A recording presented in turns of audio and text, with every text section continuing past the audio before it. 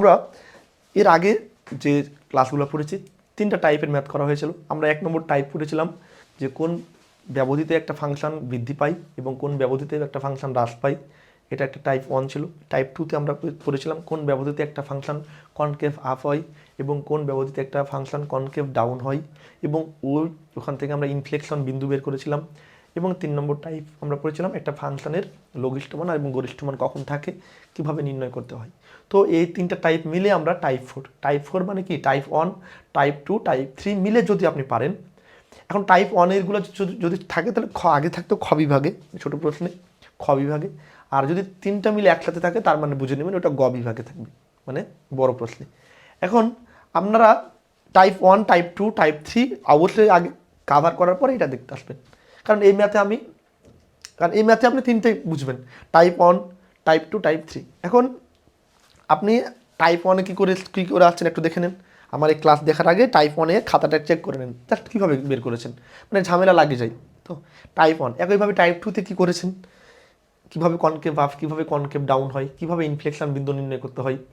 তারপরে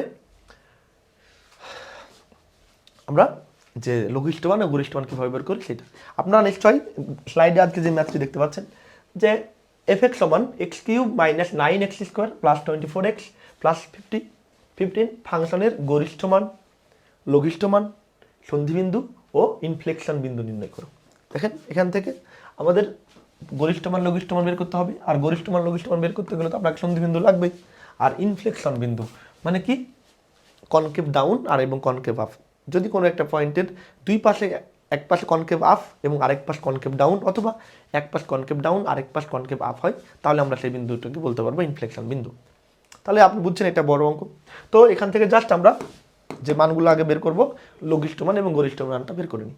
তো দেওয়া আছে f(x) মান এটা, এবার f'(x) আমরা বের করবো। f'(x) তো আমরা বের করতে পারবেন, এই 3টা সামনে চলে আসলো, পাওয়ার থেকে 1 কম 3x² মাইনাস এই 2টা যদি সামনে আসে তাহলে 2 আর 9 গুণ করলে 9 দুগুণে 18, আর এই 2 থেকে 1 বাদ দিলে 1, প্লাস 24 আর x এর সাপেক্ষে x এর অন্তরীকরণ হচ্ছে 1, আর এটার অন্তরীকরণ পাবেন কি 0, তাহলে ওগুলো আমরা অ্যাভয়েড করেছি। এবার f'(x) বের করবো। f'(x) যদি বের করি এই 2 আবার সামনে চলে আসবে, তাহলে 3 দ্বিগুণে 6x মাইনাস 18 আর x এর সাপেক্ষে x এর অন্তরীকরণ 1, তাহলে 18কে 18 আর 24 এর অন্তরীকরণ হচ্ছে 0, কারণ x এর সাপেক্ষে আপনি যখন ধ্রুবকের অন্তরীকরণ করবেন তখন হচ্ছে 0। এবার আমরা সন্ধিবিন্দুতে x এর মানগুলো বের করবো। সন্ধিবিন্দুতে f'(x) সমান হচ্ছে 0, তাহলে সন্ধিবিন্দুতে f'(x) হচ্ছে 0, f'(x) এর মান হচ্ছে 3x² মাইনাস 18x প্লাস 24 সমান হচ্ছে 0। এখন এখান থেকে আমরা 3 কমন পাচ্ছি, 3 যদি কমন নিই তাহলে থাকে x² মাইনাস 6x প্লাস 8 সমান হচ্ছে 0।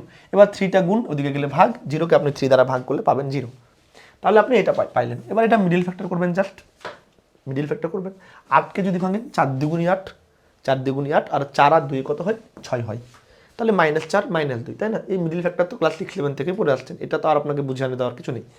তাহলে x² minus 4x minus 2x plus 8 সমান 0।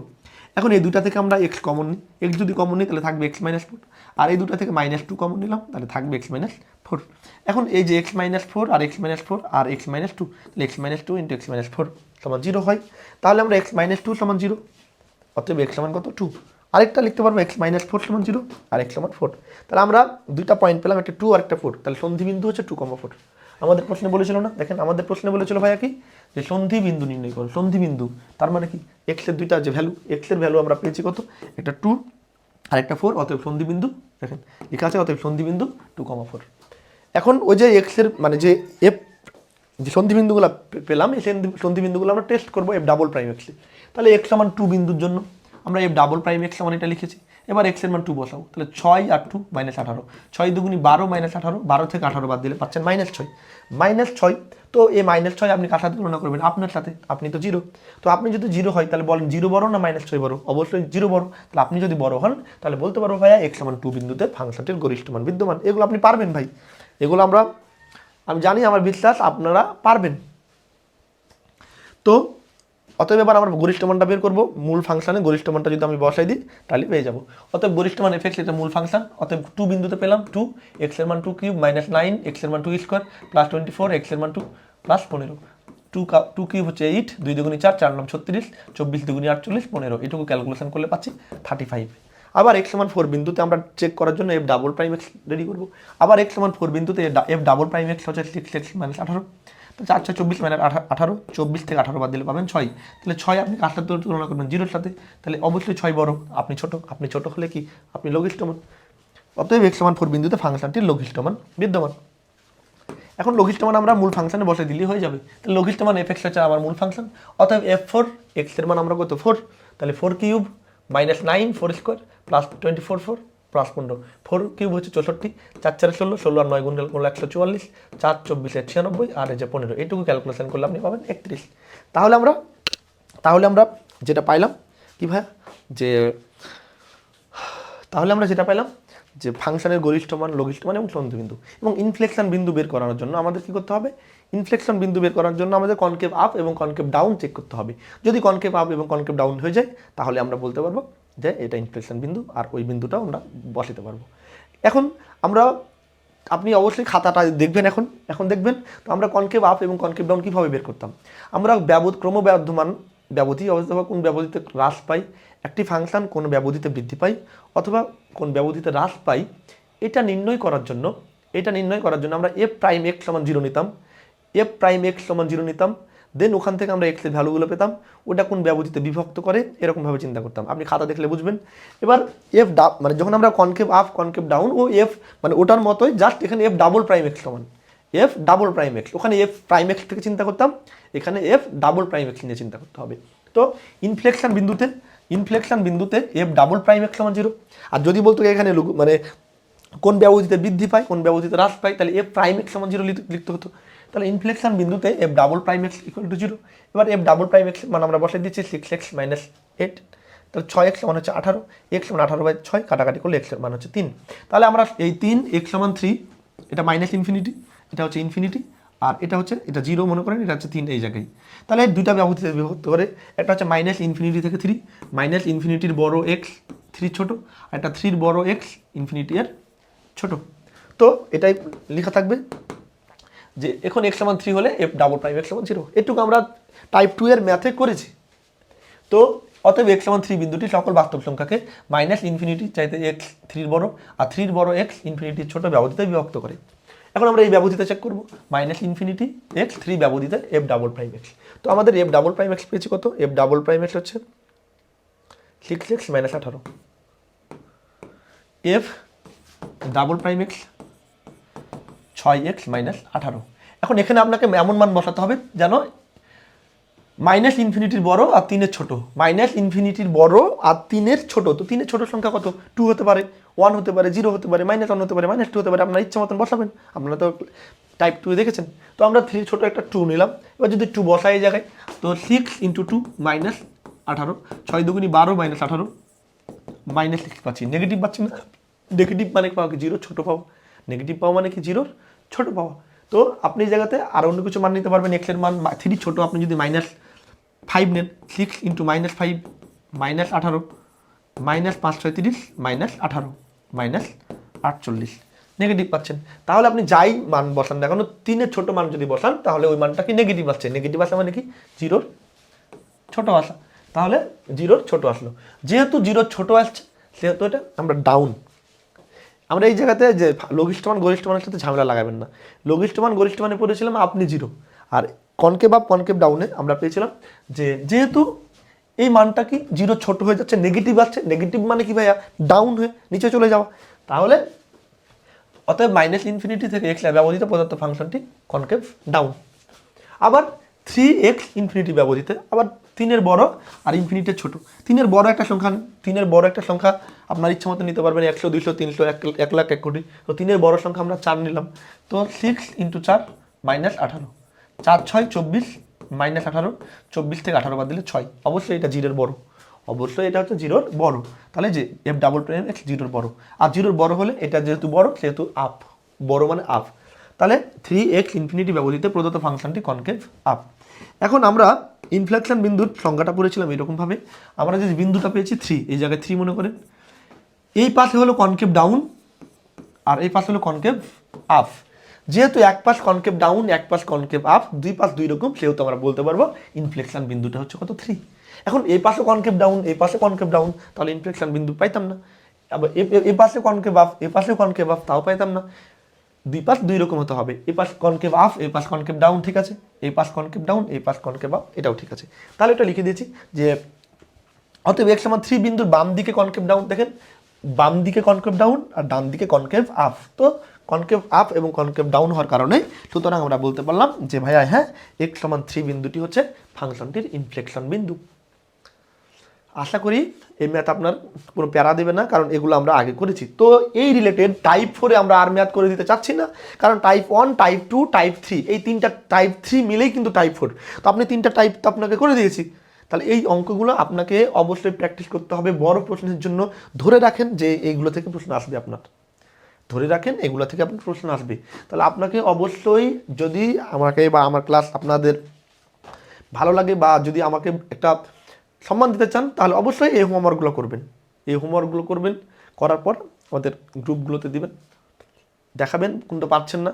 কারণ ভাই আপনি যদি পড়াশোনা না করেন তাহলে কিন্তু সমস্যা নেই, চিল, পড়াশোনা না করলেই চিল, কিন্তু পড়াশোনা করলেই আপনি সমস্যা পড়বেন। ও সমস্যার জন্য তো আমরা রেডি, তাই না? সমস্যার জন্যই তো আমরা রেডি। আপনি বলেন যে ভাই এই অঙ্কের সমস্যা, আমরা আপনাকে জাস্ট সমাধান করে দেবো। এখন আপনি যখন এই 4টা অঙ্ক করবেন, 4টা অঙ্ক যখন করবেন, তখন দেখবেন যে 4টা অঙ্ক করলে আপনি একটা সমস্যায় পড়তে পারেন, তাই না? আপনি তো স্টুডেন্ট, পড়তে পারেন। তখন দেখা গেল আপনি বললেন, আর আপনি যদি না পড়েন, জাস্ট হ্যাঁ আমি তো পারবো, এইগুলো তো ভাই নিয়ম আমি জানি, পারবো, কিন্তু এক্সাম হলে তখন মারাটা খাবেন। তাহলে আমার বিশ্বাস, আমার কথা মতন আপনারা এই 4টা ম্যাথ, 3টা 2, 3, 4, যেহেতু আমরা 1 নম্বর করে দিলাম, 2, 3, 4, আপনি অবশ্যই টাইপ 1, টাইপ 2, টাইপ 3 থেকে ভালো ধারণা নেওয়ার পর আপনি এগুলো করবেন। আর এই প্রশ্নগুলো আপনাদের জন্য ইম্পর্টেন্ট, এগুলো বড় প্রশ্নে, এখানে আপনাকে একসাথে মিক্সড করে দিবে, সবগুলোই বের করতে বলবে। তো দেখেন আপনার প্রশ্নগুলো আমরা জাস্ট আপনাকে বুঝাই দিই কীভাবে করবেন। দেখাও যে f(x) এত ফাংশনটির x সমান 1/2 বিন্দুতে গরিষ্ঠ মান, x সমান 1 বিন্দুতে লঘিষ্ঠ মান, x সমান 3/4 ইনফ্লেকশন বিন্দু। দেখেন আমাকে দেখাইতে বলেছে এই ফাংশনের x সমান 1/2 বিন্দুতে গরিষ্ঠ মান আছে, x সমান 1 বিন্দুতে লঘিষ্ঠ মান আছে, আর x সমান 3/4 বিন্দুটি ইনফ্লেকশন বিন্দু। তাহলে আমাকে গরিষ্ঠ মান লঘিষ্ঠ মান বের করতে বলেনি, জাস্ট আমরা বের করবো, দেখবো যে x সমান 1/2 বিন্দুতে গরিষ্ঠ মান আছে। আপনি লিখবেন যত x সমান 1/2 বিন্দুতে গরিষ্ঠ মান আছে, আপনার এখান থেকে শেষ। তারপরে আবার আরেকটা পয়েন্ট পাবেন x, ও x সমান 1 বিন্দুতে দেখতে পাবেন আপনি লঘিষ্ঠ মান আছে, আপনি অঙ্ক করলেই পেয়ে যাবেন। আবার ইনফ্লেকশন বিন্দুর জন্য আমরা যা করি, ইনফ্লেকশন বিন্দুর জন্য f''x মানে কোন ব্যবধিতে হ্রাস পায় বৃদ্ধি পায়, এটাতে f''x থেকে, আর ইনফ্লেকশন বিন্দুর জন্য f''x থেকে। তো f''x থেকে বের করে আমরা দুইটা পয়েন্ট পাবো, ওই দুইটা পয়েন্ট, দুইটা বা তিনটা জয়টা পাবেন, ওখান থেকে দেখবেন যে এক পাশ কনকেভ আপ, এক পাশ কনকেভ ডাউন যদি হয়, তাহলে সেটা হচ্ছে ইনফ্লেকশন বিন্দু, যেটা আমরা এর আগের ক্লাসে পড়লাম। এবার 3 নম্বর প্রশ্ন, f(x) মানে এত ফাংশনটি যে সকল ব্যবধিতে বৃদ্ধি পায়, সেই সকল ব্যবধিতে হ্রাস পায়, সেই সকল ব্যবধি নির্ণয় করো, ফাংশনটির গরিষ্ঠ মান ও লঘিষ্ঠ মান আলোচনা করো। তাহলে এখানে হচ্ছে টাইপ 1 এবং টাইপ 3।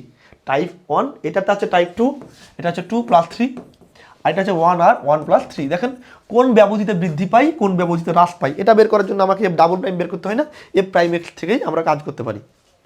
তো আশা করি এটা বুঝবেন, পারবেন। এবার এটা y সমান, এটা y সমান তো f(x), তাই না? y সমান আপনি f(x) লিখে দিতে পারবেন।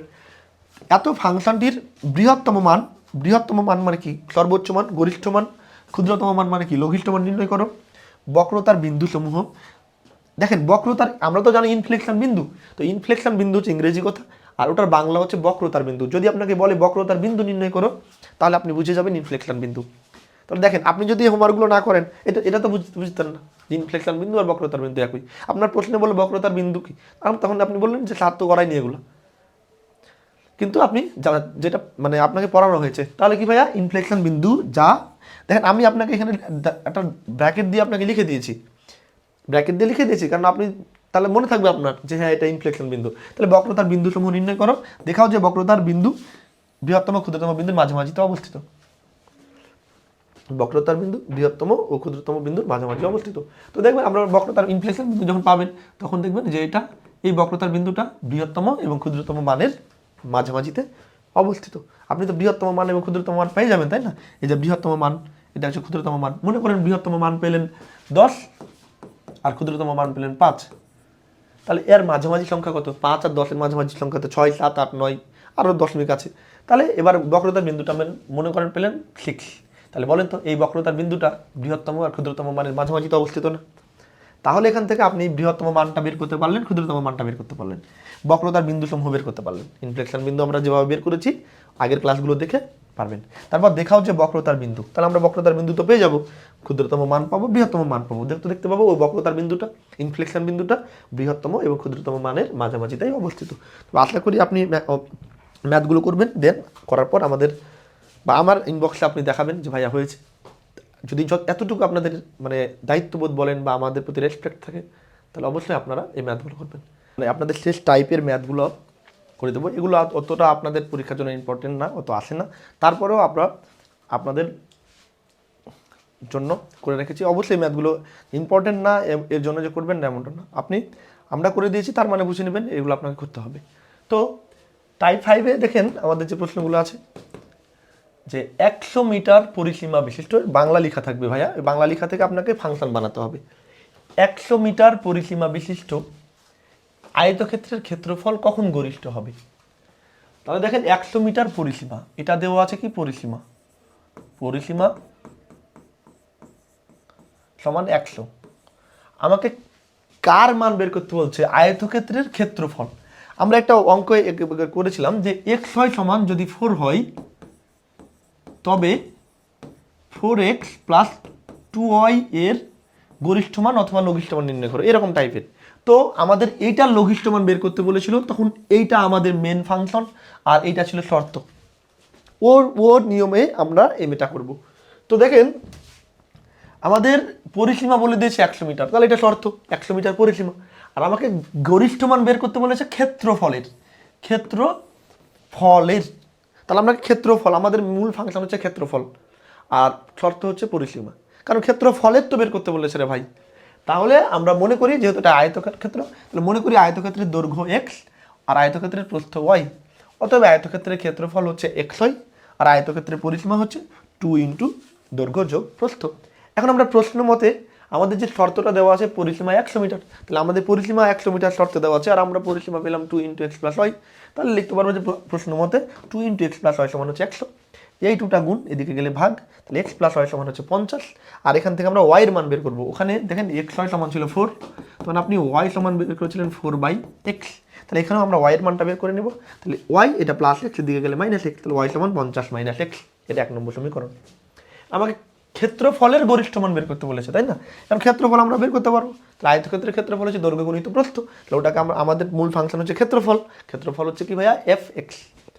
তাহলে ধরি fx সমান হচ্ছে xy, fx থাকলো x থাকলো আর y এর মান হচ্ছে 50 মাইনাস এক্স, তাহলে fx সমান x আর 50 গুণ করলে 50x মাইনাস x আর x গুণ করলে x²। তাহলে আমরা মূল ফাংশন এখন পেয়ে গেছি, fx সমান হচ্ছে 50x মাইনাস x², এটাই আমাদের ক্ষেত্রফল। তাহলে আশা করি আপনি ওই ম্যাথটি দেখেছেন, ওই যে একটা শর্তযুক্ত ফাংশন, তো এটাও শর্তযুক্ত ফাংশন। এখন এখান থেকে আমরা যেভাবে যে নিয়মে আমরা করে যাই সেই নিয়মে করে যাব। এবার এখান থেকে আমরা এফ প্রাইম এক্স বের করবো। এফ প্রাইম এক্স যদি বের করি তাহলে 50 সামনে চলে আসলো আর এক্সের সাপেক্ষে এক্সের অন্তরীকরণ করলে 1, 50 আর অন্তরীকরণ করলে পাইলেন 50 মাইনাস এবার x² তাহলে এই 2টা সামনে আসবে, তাহলে 2x x² অন্তরীকরণ তো 2x আমরা জানি। এবার এফ ডাবল প্রাইম এক্স বের করবো, এফ ডাবল প্রাইম এক্স বের করলে এটা 0 -2 আর এক্সের সাপেক্ষে এক্সের অন্তরীকরণ 1 মানে -2 × 1 মানে -2। এখন সন্ধি বিন্দুতে আমরা লঘিষ্ঠ মান গরিষ্ঠ মান তো বের করি এভাবে, তাহলে সন্ধি বিন্দুতে এফ প্রাইম এক্স সমান হচ্ছে 0, তাহলে এফ প্রাইম এক্স সমান যদি 0 হয় তাহলে এফ প্রাইম এক্স এর মান হচ্ছে 50 - 2x সমান হচ্ছে 0, 50 এটা -2x এদিকে গেলে 2x, x সমান এই 2 গুণ এদিকে আসলে ভাগ, 50কে 2 দ্বারা ভাগ করলে পাবেন 25, তাহলে x সমান পাইলেন 25। তাহলে x এর ভ্যালু পাইলেন কত ভাইয়া 25। এবার x এর ভ্যালু আপনাকে ডাবল প্রাইম এক্স বের করতে হবে, তাহলে x এর ডাবল x সমান 25 বিন্দুতে এফ ডাবল প্রাইম এক্স, দেখেন আমাদের এফ ডাবল প্রাইম এক্স আছে -2, তো এফ ডাবল প্রাইম এক্স হচ্ছে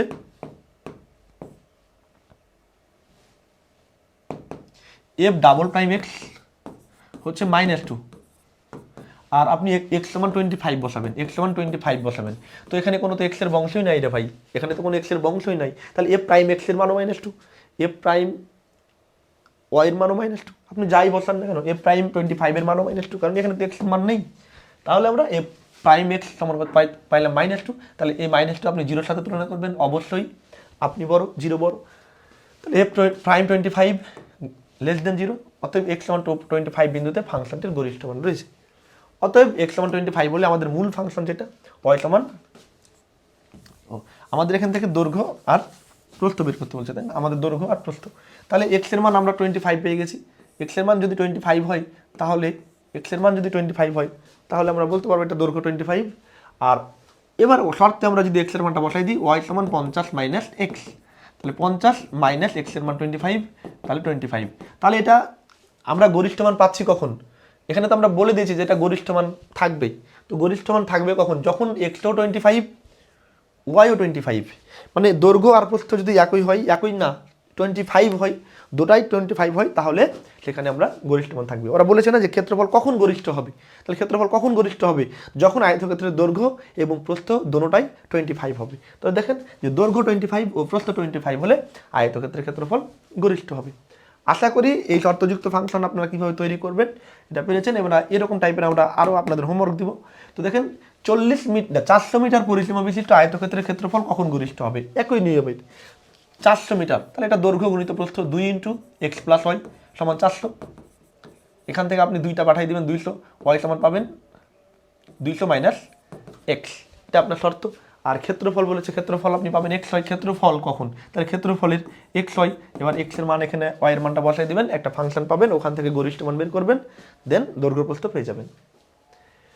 তারপরেরটাই দেখেন ওই যে দুটি অবিয়োগ বোধক, অবিয়োগ বোধক মানে কি? ঋণাত্মক না, দুটি অবিয়োগ বোধক সংখ্যা বের করো যাদের যোগফল 10 এবং যাদের বর্গের সমষ্টি হবে সর্বোচ্চ।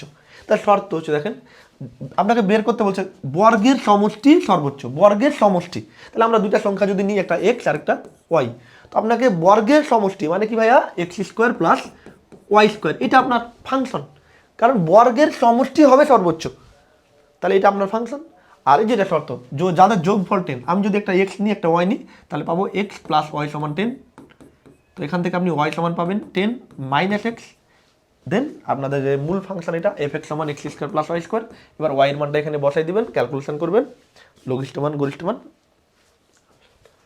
পেয়ে যাবেন। তারপর ওই যে সংখ্যা দুটা চেহারা দেখে আপনি বুঝবেন যে কোনটাতে কী করলে গরিষ্ঠ বড় হয় আর ছোট হয়।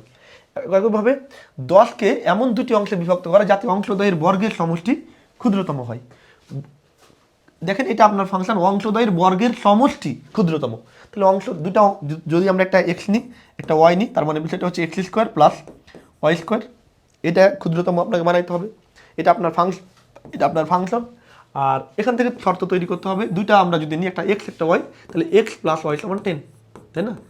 আর 10কে তো দুইটা অংশে ভাগ করছেন, তার মানে কি দুইজনকে দিয়ে আপনি 10 করছেন, তাহলে একজনকে যদি দেন এক্স একজনকে যদি দেন ওয়াই, তাহলে এক্স প্লাস ওয়াই সমান 10। এখান থেকে আপনি ওয়াই সমান পাবেন 10 মাইনাস এক্স, আর এখান থেকে আপনি ওয়াইয়ের মান 10 মাইনাস এক্স বসাই দিলেন, ওই আগের নিয়মে করতে যাবে। তারপরের প্রশ্ন দেখেন কোশ্চেন নাম্বার 5, জনৈক কৃষক মানে জনক এক কৃষক 800 ফুট দীর্ঘ লম্বা তারের বেড়ার সাহায্যে বৃহত্তম ক্ষেত্রফল বিশিষ্ট একটি আয়তাকার ঘিরে ফেলতে পারে, ক্ষেত্রটি দৈর্ঘ্য ও প্রস্থ নির্ণয় করো। তো 800 ফুট দীর্ঘ লম্বা তারের বেড়ার সাহায্যে বৃহত্তম ক্ষেত্রফল বিশিষ্ট একটা আয়তক্ষেত্র ঘিরে ফেলতে পারে। তো দেখেন তারের বেড়া এটা হচ্ছে আপনার পরিসীমা। যখন কোনো কিছু যখন চারিদিকে বেড়া দেয়, আপনারা হয়তো ক্লাস 6, 7, 8 হয়তো অনেকেই টিউশনি করান, তো এইগুলো আপনারা পড়িয়েছেন যে বেড়া দিতে পারে, এটা হচ্ছে পরিসীমা। তাহলে এটা হচ্ছে আপনাদের পরিসীমা। তাহলে এক্স 2 ইন্টু দৈর্ঘ্য যোগ প্রস্থ, যেহেতু এটা আয়তাকার সেহেতু হচ্ছে 800, এই যে এই নিয়মে করে যাবেন 800। দেন ক্ষেত্রফল বৃহত্তম, দেখুন বৃহত্তম ক্ষেত্রফল, তাহলে ক্ষেত্রফলটা আপনাকে এক্স ওয়াই, ক্ষেত্রফল হবে এক্স ওয়াই, এখান থেকে আপনি ওয়াইয়ের মানটা বসাবেন, দেন দৈর্ঘ্য আর প্রস্থ, আপনাকে দৈর্ঘ্য প্রস্থ নির্ণয় করতে বলেছে জাস্ট, ওই যে এক্সের মান আর ওয়াইয়ের মান কীভাবে বের করতে হয় আমরা তো পেলাম, এক্সের মান একটা 25, ওয়াইয়ের মান 25। তাহলে আশা করি এই ম্যাথগুলো আপনারা নিজে নিজে করতে পারবেন, আপনাদের বলেও দিলাম কীভাবে করবেন, শর্তগুলো কীভাবে তৈরি করবেন, জাস্ট আপনি ক্যালকুলেশন করে উত্তর মিলাবেন, আমাদেরকে দেখাবেন। কোনো জায়গায় আটকে গেলে অবশ্যই আমাদের জানাবেন, আমরা আপনাদেরকে সলভ করে দেবো। তাহলে আজকে এখান পর্যন্তই, এর পরবর্তীতে অন্য কোনো ম্যাথ নিয়ে আপনাদের সামনে দেখা হবে। সবাই সুস্থ থাকবেন, ভালো থাকবেন, আল্লাহ হাফিজ।